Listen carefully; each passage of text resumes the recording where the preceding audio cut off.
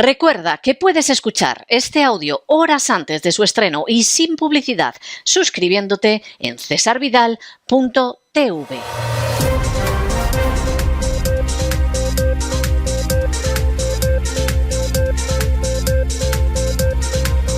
Las noticias del día. Estamos de regreso después de ese editorial que era absolutamente obligado hoy día 7 de octubre porque hoy se cumple un año del inicio de la guerra de Gaza. Un año ya y parece que fue ayer. Cuando empezó la guerra de Gaza, recuerden ustedes que como nosotros no nos dejamos llevar por la propaganda ni en una dirección ni en otra, siempre intentamos analizar todo de la manera más documentada, más sólida, más contrastada y más fría.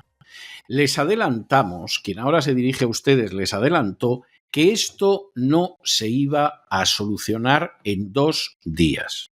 Que esto no iba a ser un paseo militar por parte de Israel.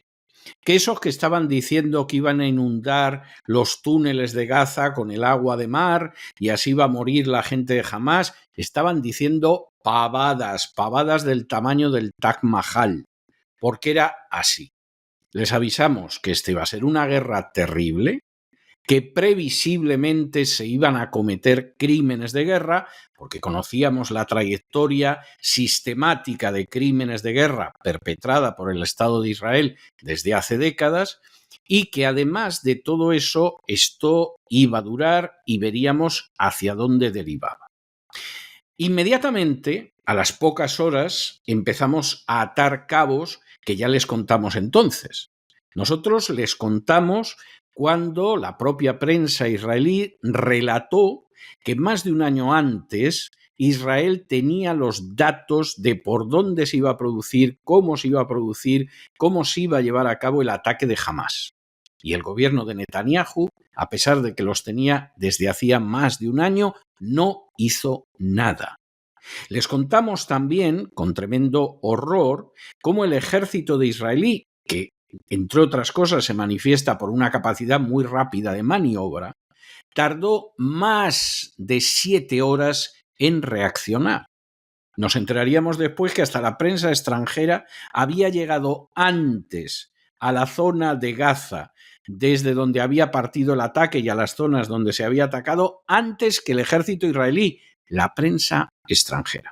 Claro, era muy importante dar una imagen terrible y además empezar a soltar bulos que algunos, tuvieron una vida de meses, no más allá, porque al final la propia prensa israelí los acabó desmintiendo. Y también, en su momento, les contamos cómo detrás de todo esto lo que había era un intento de quedarse con el gas de Gaza y además arrojar a más de 2 millones de palestinos fuera de Gaza y llenar aquello de enclaves de colonos israelíes, lo cual es un delito de genocidio. Los desplazamientos por la fuerza y de manera masiva de una población civil son un delito de genocidio. Hay gente que no lo sabe, pero lo son. Y entonces, en medio de toda esta situación, nosotros desde muy pronto les dimos la visión total de lo que sucedía. Esto no va a ser un paseo militar. Aquí se van a perpetrar crímenes de guerra horribles. Aquí no está nada claro lo que puede durar. Desde luego, estamos en una línea roja muy tenue para que Israel cometa un genocidio, y esa línea la pasó desgraciadamente hace muchísimos meses, y eso lo han reconocido autores no solo judíos, sino además de judíos israelíes, y efectivamente esto además puede seguir creciendo en otras direcciones y acabar poniendo en peligro a todo el mundo. Porque el presidente del gobierno del Estado de Israel es un criminal de guerra, pero aparte de eso es un sujeto delincuente y corrupto que ha intentado acabar con la independencia de los tribunales de justicia de Israel, y miles de israelíes se echaron a la calle antes de la guerra protestando por ello, que no quiere ir a la cárcel por corrupción y para ello va a acabar con la independencia de los jueces, y que además dentro del gobierno tiene personajes que creen en un supremacismo absolutamente genocida y que además no lo ocultan, las declaraciones son obvias. Cuando estalla la guerra, Netanyahu llega a la conclusión de que lo que va a pasar va a ser una victoria total, absoluta, rápida, que le va a permitir quedarse con el gas de Gaza, que va a poder expulsar a más de 2 millones de palestinos, que por supuesto, aprovechando lo que pasa en Gaza, lo hace también en Cisjordania.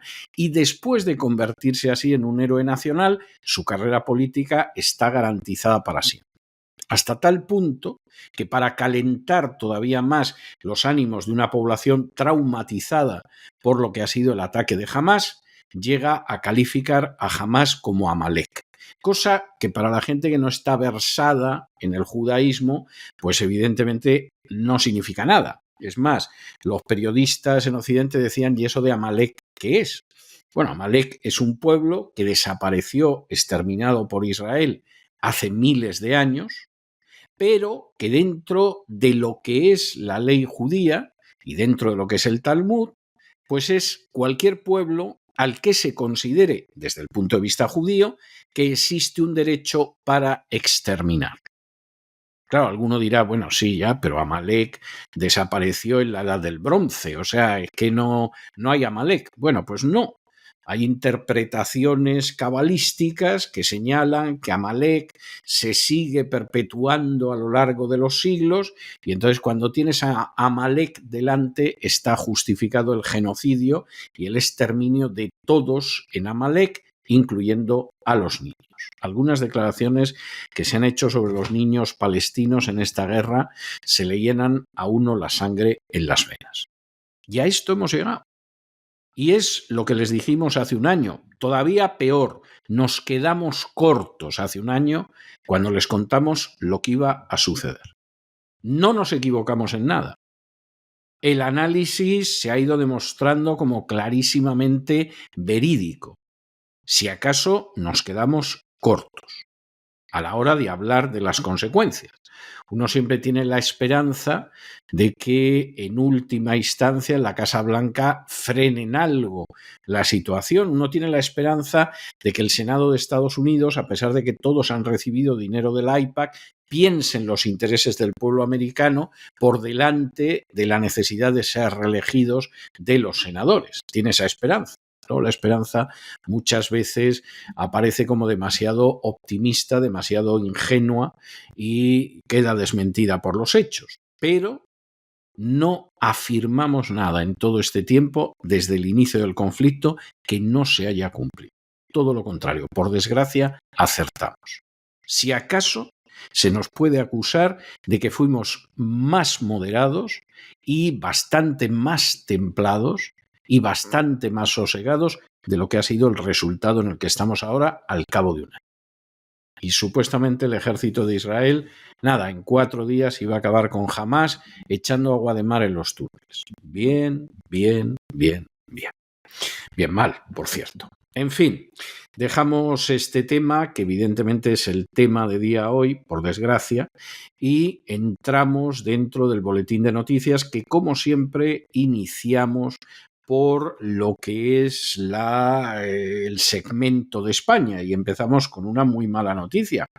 Y es que tras la reforma de un proyecto de ley impulsado precisamente por el gobierno y por sus aliados, más de 40 terroristas de ETA podrían rebajar sus penas. No está nada mal. No está nada mal, cerca de medio centenar para ser exactos. Pero es que en los últimos días ya ha habido terroristas de ETA que han salido a la calle por una decisión ilegal que han tomado en comandita el gobierno vasco y el gobierno socialcomunista de Pedro Sánchez. El asesino de Buesa va a salir a la calle. Y va a salir a la calle, se le ha concedido un 3er grado, de una manera que implica que va a estar 8 años menos en prisión de los que tenía que estar. Y no es el único caso. Aquí estamos en una situación en la que, como decía Otegi, tenemos a 200 en la cárcel. Si para eso, para que salgan, tengo que apoyar los presupuestos, yo los apoyo. Y por parte de Otegi es comprensible que quiera sacar a sus compañeros terroristas de prisión. Pues hombre, lo mismo hasta le honra, ¿no? Porque implica cierta lealtad a la tribu que no todo el mundo tiene. Por parte de Otegi es comprensible. Hay cosas que son comprensibles en determinadas personas. Pero por parte de el partido, los partidos en el gobierno y el principal partido de la oposición, que es el Partido Popular, pues verdaderamente esto es algo absolutamente vergonzoso. Esa es la realidad. España se ha ido hundiendo cada vez más en la ignominia y en lo injusto y en lo intolerable y en lo inexcusable y en lo inaceptable. Y luego, con echar mano de alguien y lincharlo públicamente en alguna televisión, parece que esto se tapa. No, no se tapa. Queda muy claro lo que es inaceptable, absolutamente inmoral, absolutamente indecente, y que para querer tapar lo que es inmoral, indecente e inaceptable, pues hombre, hacemos como en los pueblos primitivos, sacrificamos a algún ser humano para que la masa se entretenga o para que la masa diga, ojo, que si a este lo han degollado, a ver qué me va a pasar a mí. Es la barbarie, pero hacia eso va descendiendo España desde hace mucho tiempo, por desgracia. El Congreso acaba de aprobar una trascendental reforma judicial, hace apenas unos días, el pasado 24 de septiembre, que parece haber pasado desapercibida incluso para los propios grupos políticos que la votaron. Y ahora sale a la palestra porque se ha hecho eco de ello el diario El Confidencial. Una modificación de ley que supondrá que en un principio unos 41 etarras vean rebajadas sus penas e incluso algunos salgan inmediatamente de prisión. Entre ellos hay sanguinarios terroristas como Cantauri, Iparraguirre o Chapote. Se trata de la modificación de la Ley Orgánica 7/2014 sobre intercambio de información de antecedentes penales y consideración de resoluciones penales en la Unión Europea, que afectaría a los etarras que cumplieron condenas en Francia. Según datos de la Asociación de Víctimas del Terrorismo, en total se perdonarán unos 400 años de cárcel a unos 41 terroristas. En el año 2022 hablaban de 50. Estos deben ser que ya han salido de la cárcel. Una reforma de ley a favor de la cual han votado el PSOE y sus aliados, a la cual se unieron el Partido Popular, Vox y UPN, Unión del Pueblo Navarro. Algo que no se explica a no ser que se la hayan colado. Tras la publicación de la noticia en El Confidencial, pues el Partido Popular se ha manifestado hoy por boca de la vicesecretaria de Movilización y Reto Digital del Partido Popular, Noelia Núñez, quien ha avisado al Gobierno en los siguientes términos. Si se confirma el engaño de Sánchez para cortar penas a etarras, el Partido Popular actuará para evitar que se consume ese ultraje, ha dicho textualmente. Si esto al final se confirma, lo que parece que van a conseguir los filoetarras de Bildu es que se deroguen varios preceptos de la norma que harían que los presos de ETA, a ellos se les descuente el tiempo que pasaron en cárceles de Francia. Algo que ya en el año 2018 tumbó el Tribunal Europeo de Derechos Humanos por vía judicial. Y como les contamos, la Asociación de Víctimas del Terrorismo lleva muchos años alertando de que esto podía pasar, que se podía producir esta injusticia y que los terroristas podrían salir de la cárcel sin cumplir condenas. Bueno, y por si fuera poco y la economía española pues no fuera manga por hombro, los sindicatos han anunciado paros de camiones y autobuses que empezarán a partir del 28 de octubre. Ahí empieza. Luego va a haber una huelga general el 11 de noviembre, va a haber otros paros hasta la víspera de Navidad e incluso amenazan con que en un momento determinado, pues como esto no llegue al final al que quieren llegar, pues que esto va a ser indefinido. Bueno, quien ahora se dirige a ustedes ha vivido alguna huelga de autobuses. Ya la de camiones tiene un efecto sobre la economía absolutamente pavoroso, pero quien ahora se dirige a ustedes ha vivido alguna huelga de autobuses. Y las huelgas de autobuses son verdaderamente un desastre para la ciudad en que se produce.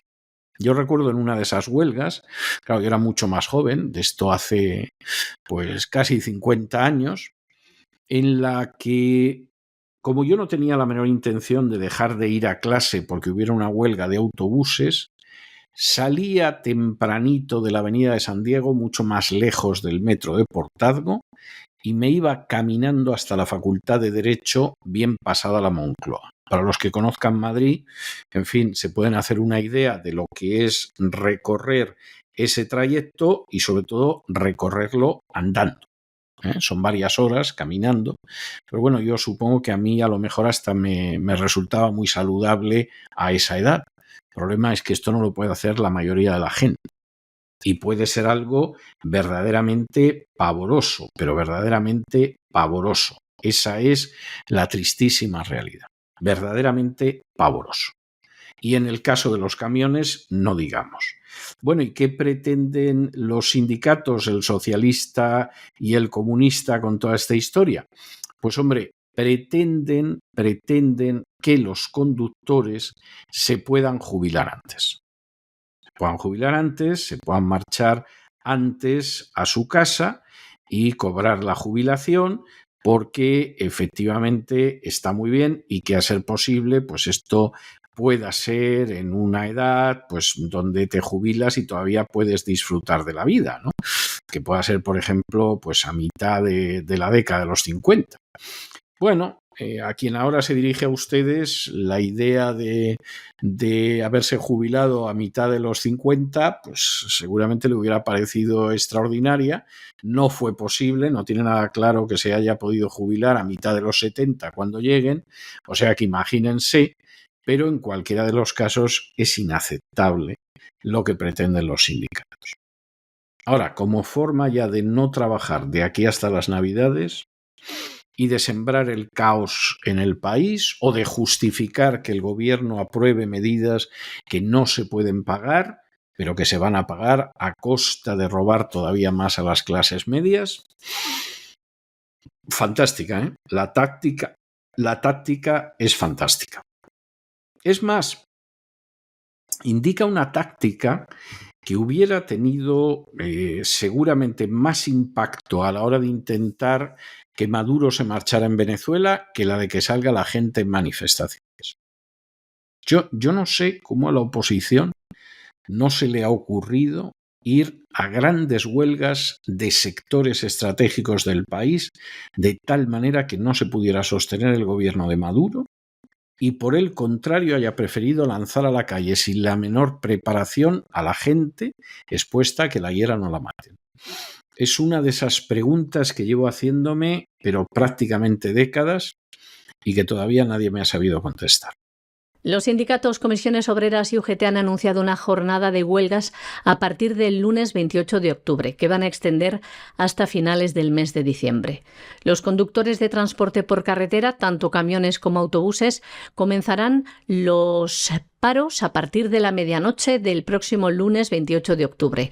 Y a su vez han fijado un calendario de 7 jornadas de huelga general para los siguientes días: 11 de noviembre, 28 y 29 también de noviembre, y en el mes de diciembre los días 5, 9 y 23. Los sindicatos afirman que no han tenido más remedio que llegar a esto porque desde el pasado mes de julio no han avanzado con las negociaciones con la patronal en lo relativo a la jubilación anticipada de los profesionales del sector, entre otros términos que quieren tratar. Avisan además los sindicatos que si para entonces no han arrancado un compromiso por parte del Gobierno y de la patronal para establecer coeficientes reductores por penosidad y peligrosidad para obtener la jubilación anticipada, la huelga general se va a transformar en indefinida. Una convocatoria de huelga que hay que decir no incluye ni taxistas ni conductores de vehículos de transporte con conductor, las llamadas VTC. Asimismo, los sindicatos aseguran que actualmente las condiciones de trabajo de los conductores del transporte por carretera provoca una media de 120 fallecimientos al año, que dicen se disfrazan de accidentes de circulación. Indican que 2/3 de los fallecidos en estos accidentes son mayores de 55 años. un factor que resaltan como determinante.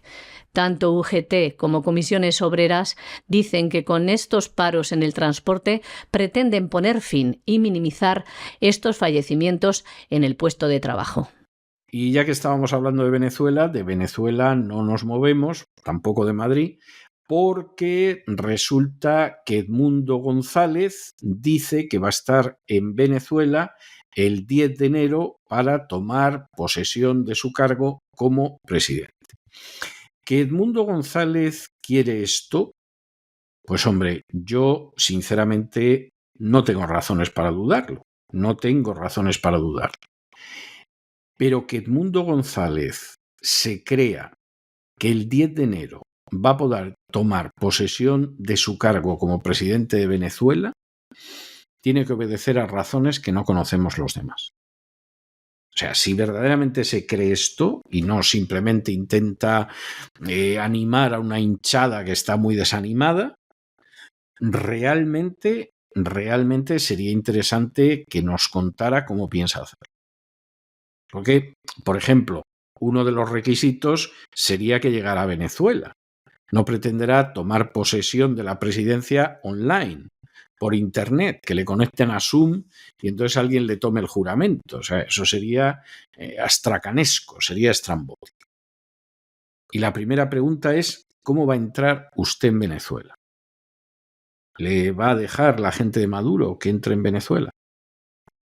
Segundo, ¿cómo va a llegar usted hasta el lugar de la toma de posesión?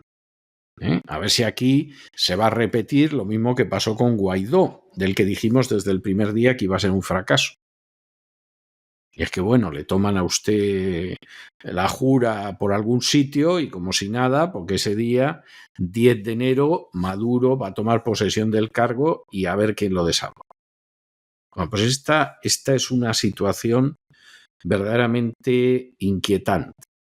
Nos parece muy bien que efectivamente pretenda tomar posesión del cargo, etcétera, etcétera. Pues ya nos dirá cómo, porque también decían que María Corina se iba a presentar en última instancia a las elecciones presidenciales. Ya les dijimos nosotros que ni lo soñara y ya vieron ustedes lo que pasó. El líder opositor venezolano Edmundo González Urrutia ha reclamado su victoria electoral y afirma que estará en Venezuela el próximo 10 de enero para tomar posesión de su cargo como presidente. González salió de Venezuela con la ayuda del expresidente español Zapatero para evitar ser encarcelado y se encuentra ahora en España a la espera de asilo. El líder opositor, que asegura ser el ganador de las elecciones venezolanas, manifestaba su intención de proclamarse presidente de Venezuela durante su intervención en el foro La Toja Vínculo Atlántico. Y lo decía del siguiente modo: mi salida del país es solo temporal, pero no por ello dejé de verme obligado a alejarme de Venezuela a causa de presiones inenarrables y amenazas extremas que tocaban incluso a lo más cercano de mi vida familiar. Además, en su cuenta social de la red X, comentaba que se ha reunido con el máximo responsable de la diplomacia europea, Josep Borrell, con quien dice abordó los siguientes pasos en la construcción de la democracia en Venezuela. Pero hay que decir que la Unión Europea no reconoce ni a González ni a Maduro como presidentes legítimos de Venezuela.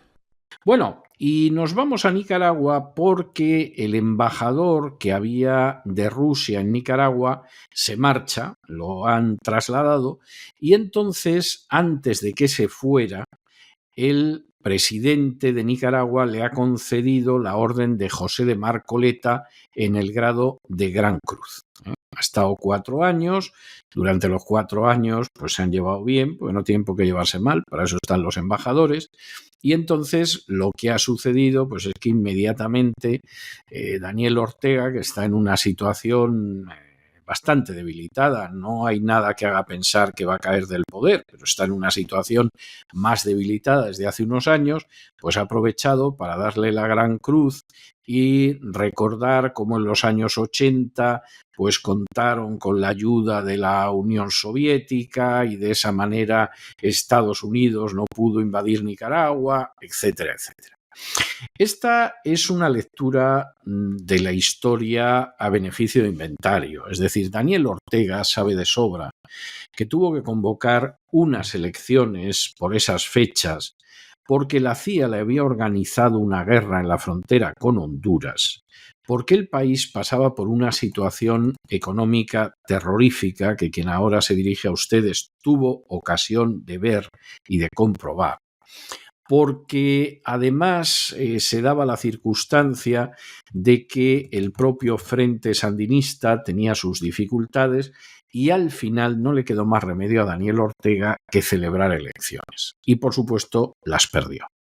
Cuando regresó al poder había aprendido muchísimo. Por ejemplo, pues el cardenal Obando, que era su bestia negra en la primera etapa de gobierno, en la segunda etapa de gobierno se llevaba con él de maravilla a partir un piñón. El cardenal Obando había pasado de ser la figura simbólica de la oposición al amiguito del alma de Daniel Ortega. Y, por supuesto, pues sí, no se produjo una intervención armada de Estados Unidos, les minaron puertos, mantenían a la contra haciendo incursiones dentro del territorio nicaragüense, etcétera, etcétera. Pero es verdad que no se produjo una intervención, no es menos cierto. Y esto el director de la CIA para Centroamérica en esa época me lo contó a mí en persona y de hecho yo lo reflejo en uno de mis libros, en El Águila y el Quetzal. No es menos cierto que las presiones al final obligaron a Daniel Ortega a ir a unas elecciones que perdió, por no muchos años, pero las perdió. Esa es la realidad y llegó a la presidencia Violeta Chamorro. Esto es lo que hay. Claro, en estos momentos referirse a eso por parte de Ortega falsea dos elementos históricos. Primero, que es verdad que no se produjo una invasión de Estados Unidos, pero que al final Estados Unidos le obligó a convocar unas elecciones que lo desalojaron del poder. Y segundo, y esto es muy importante, que en aquel entonces la Unión Soviética tenía un interés relativo, solamente relativo, en mantener al gobierno sandinista en Nicaragua. Era relativo. Y hoy en día a Rusia no es que siga la política de China de que le da lo mismo un gobierno que otro, pero no sigue una política como la de la Unión Soviética. Y si Daniel Ortega espera que le van a dar más ayuda desde Rusia porque le ha dado la cruz al embajador ruso de la orden de José de Marcoleta, que, vamos, me jugaba yo una cena que la inmensa mayoría de quien está escuchando este programa no tiene ni la más pequeña idea de quién fue, pues verdaderamente Daniel Ortega puede llorar mucho, porque es muy difícil que sus sueños se conviertan en realidad. El ministro nicaragüense de Relaciones Exteriores, Valdrag Jenske, decía el sábado en un acto oficial en Managua que Nicaragua trabaja mano a mano con Rusia para que surja un nuevo orden mundial multipolar más justo, más solidario, en paz, seguridad y bienestar. Recordaba que han pasado más de 80 años desde que Nicaragua y Rusia establecieron relaciones diplomáticas que se fortalecieron durante el primer gobierno sandinista, de los años 1979 a 1990. Lo decía del siguiente modo: en los años 80 nuestro país enfrentó la criminal agresión imperialista y Nicaragua siempre contó con el acompañamiento y la solidaridad de la Unión Soviética, en aquel momento encabezada por Rusia, y añadía: esta histórica relación de pueblos y países hermanos se ha visto profundizada a niveles de asociación estratégica bajo el liderazgo del presidente Vladimir Putin y nuestro comandante Daniel Ortega Saavedra, quienes, con visión clara sobre los retos que enfrenta el mundo actual, trabajan de la mano por el surgimiento de un nuevo orden mundial multipolar, más justo, más solidario, en paz, seguridad y bienestar. Declaraciones que hizo durante un acto en el que se otorgó la orden José de Marcoleta en el grado de Gran Cruz al embajador de Rusia en Nicaragua, Alexander Kokolikov, tras concluir su misión de 4 años en Nicaragua. El embajador saliente también hizo unas declaraciones en las que subrayó que en el transcurso de los últimos 4 años se han fortalecido considerablemente las relaciones estratégicas entre Rusia y Nicaragua. Y lo decía del siguiente modo: Dinamizamos el diálogo político en todos los niveles, estrechamos los lazos interparlamentarios e interinstitucionales, ampliamos la base jurídica bilateral, utilizamos la colaboración en la esfera de seguridad, salud, educación y cultura. Y añadía: los gobiernos de Rusia y Nicaragua comparten los mismos valores y luchan juntos por el derecho de todos los pueblos al desarrollo ciudadano, pacífico, progresivo, basado en el respeto mutuo, apegado al derecho internacional y garantía sólida de seguridad y bienestar para todos. Nos vamos a internacional y nos vamos a Estados Unidos con una noticia bastante inquietante para el complejo militar industrial. Y es que el Tribunal Supremo de Estados Unidos ha admitido un recurso de las principales empresas fabricantes de armamento norteamericanas contra la aceptación a trámite de una demanda millonaria de México. ¿Qué significa esto? ¿A qué les suena esto? Vamos a ver, el Tribunal Supremo ha admitido el recurso, luego veremos dónde va, por una cuestión que le puede costar a las compañías de armas o al Estado en Estados Unidos, pues una broma del tipo de los 10.000 millones de dólares. ¿Qué es lo que alega México? México alega que el tráfico de armas que nutre las fuerzas de los narcotraficantes fundamentalmente es un tráfico de armas que son fabricadas por empresas, por corporaciones, por compañías de Estados Unidos. Y dado que esas compañías de Estados Unidos están armando a los narcotraficantes, tienen que pagar una indemnización a México por el daño que ocasionan esos narcotraficantes.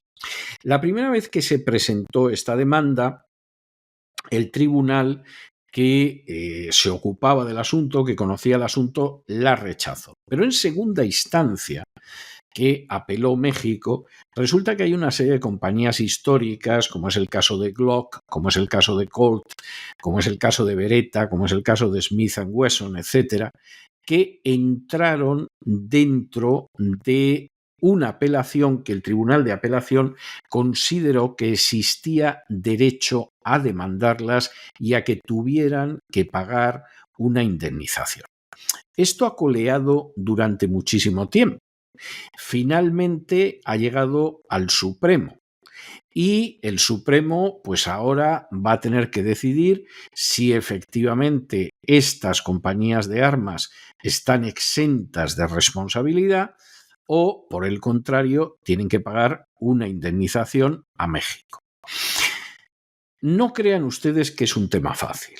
Es decir, en las 2 últimas décadas se calcula que han podido morir en México como consecuencia del enfrentamiento con narcotraficantes, entre muertos y desaparecidos, prácticamente 500.000 de personas.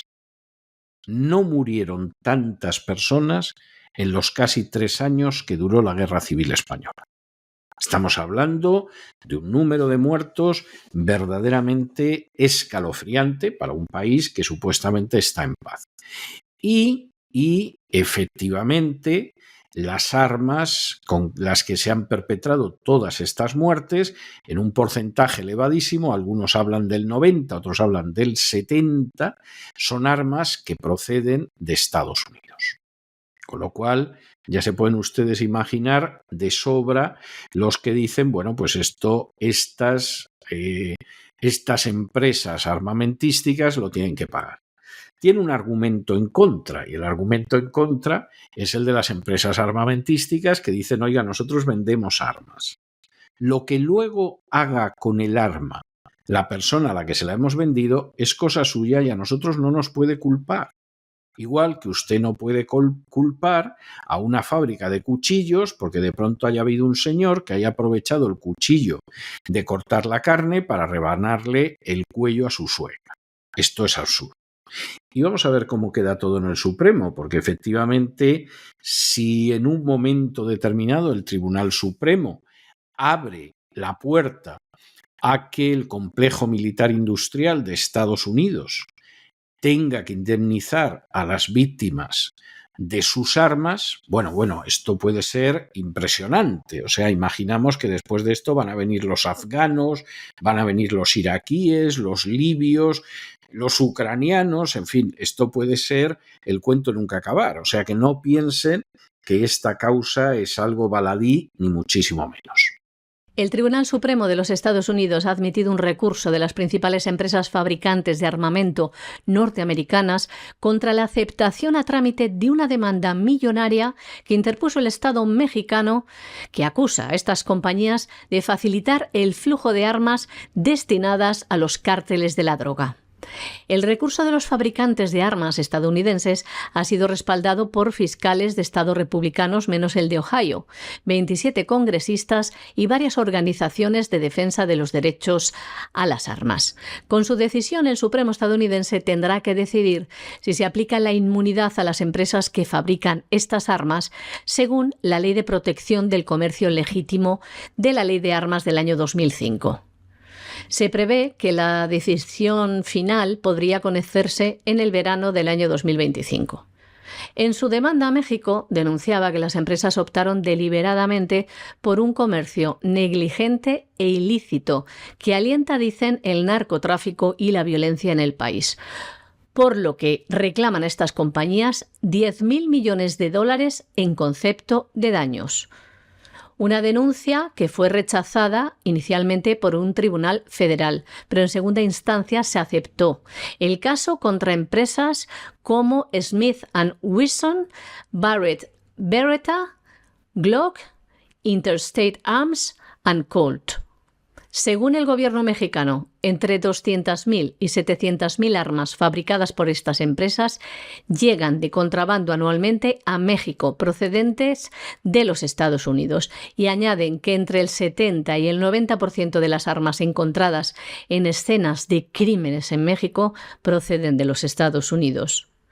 Además, en México se han contabilizado más de 340.000 asesinatos y unas 100.000 desapariciones desde el inicio de la ofensiva militar contra los cárteles de la droga, iniciada en diciembre del año 2006.